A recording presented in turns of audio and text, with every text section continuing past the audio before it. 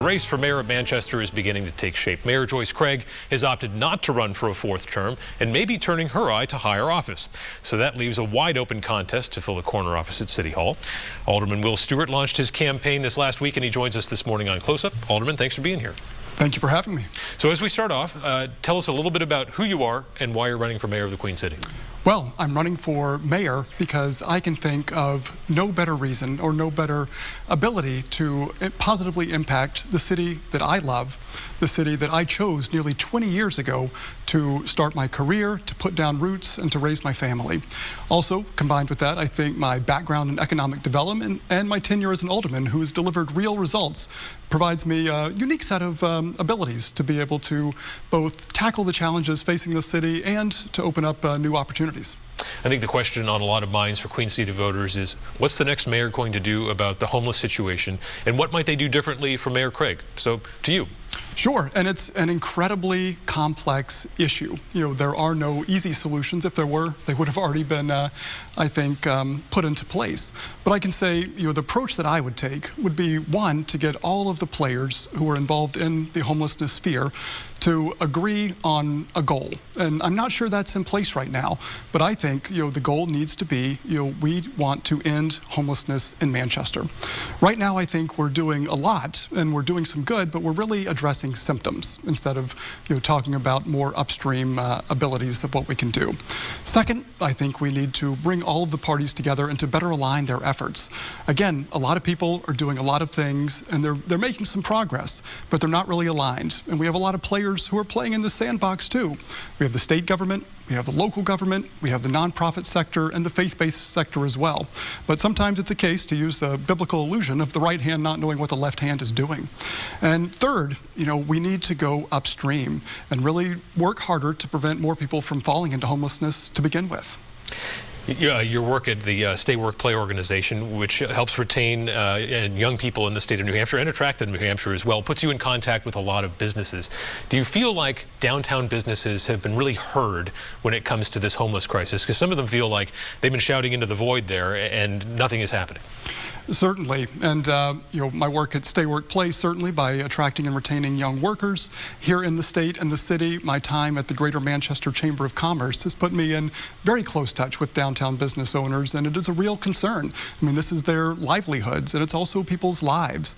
And so I think there's a lot to be done to make sure that downtown in particular can be really the shining jewel that we want it to be. It's everyone's kind of front yard. It's our living room as a city, and we want it to definitely to shine. And having people, sleeping on sidewalks, using drugs on the sidewalks, urinating in alleyways, that's unacceptable. It's not good, for the city. It's not good for business, and perhaps more importantly, it's not good for those individuals. It's not safe, and we can't allow it to continue. As you alluded to, homelessness goes hand in glove with housing, which is now the #1 issue for the people of New Hampshire. It's not affordable.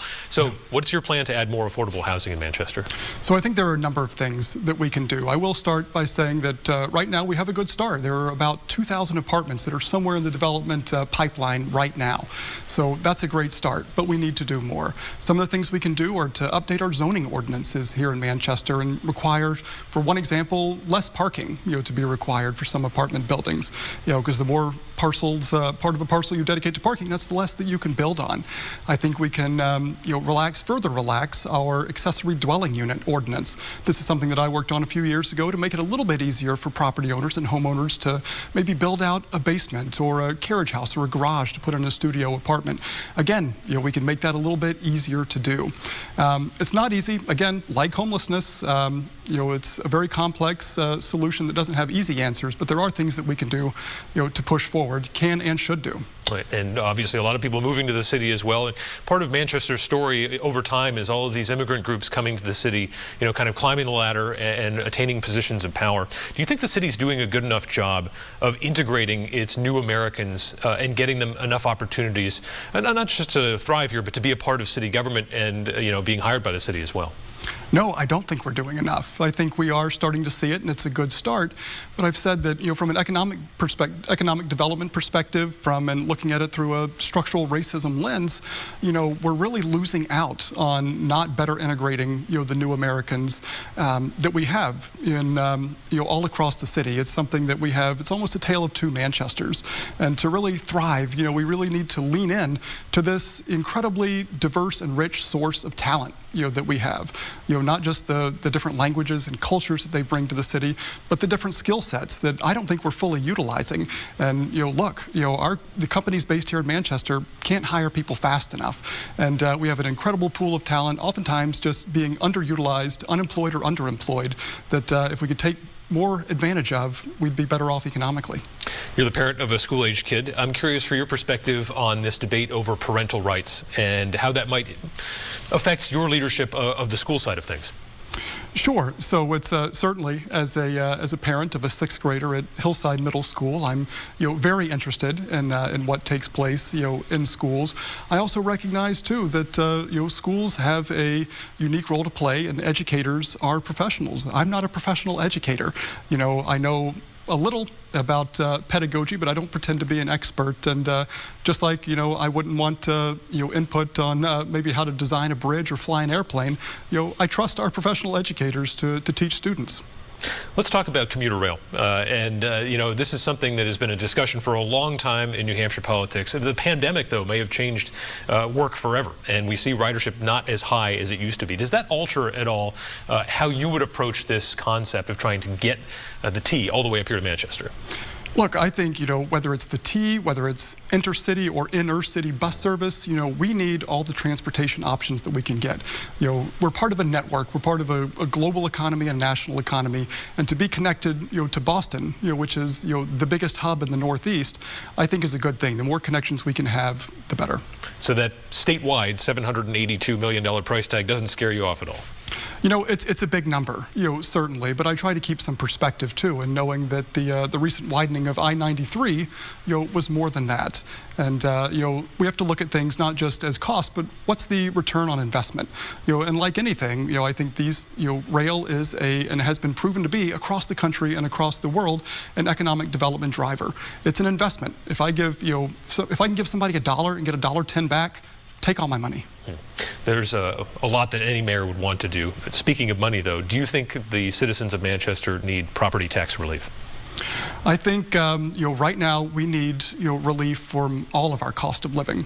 I think we have a budget being proposed right now that's well under the tax cap, which is a good thing. But I think there are other things that we can look at to lower the cost of living, for the residents of Manchester. Electricity costs is something big that we all pay, and I'm really keeping my eye on the community power proposal that's going through and just getting started right now, which I think we've seen has the potential to lower energy costs. We've seen some cities like Nashua, their residents will be getting close to 20% of a reduction, and that makes a difference.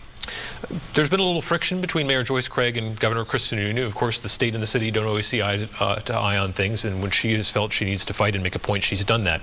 How would you approach the relationship with the state? And in particular, you'd have at least one more year working with Governor Chris Sununu. Correct, yeah, and relationship that's the key word. And I think that no matter who the mayor is, no matter who the governor is, recognizing that, we're all representing New Hampshire citizens, so I think that, I would benefit from, the relationships that I've made, in Concord, both, in the corner office in Concord and across the legislature and legislators as well, to be able to advocate effectively for Manchester and Manchester residents. And as we wrap up here, what is the most important lesson you've learned serving as an alderman? It's that perhaps that things are never as easy or as simple as they might appear, and that everything is interconnected. It's hard, almost impossible to view things and address things in isolation. Recognizing that homelessness, for example, is related to housing, is related to substance abuse, is related to mental health. There are so many factors that affect so many things, and to be able to address things effectively, we need to look at them comprehensively. All right, Alderman Will Stewart, candidate for mayor of Manchester, thanks for joining us on Close Up. Thank you, Adam.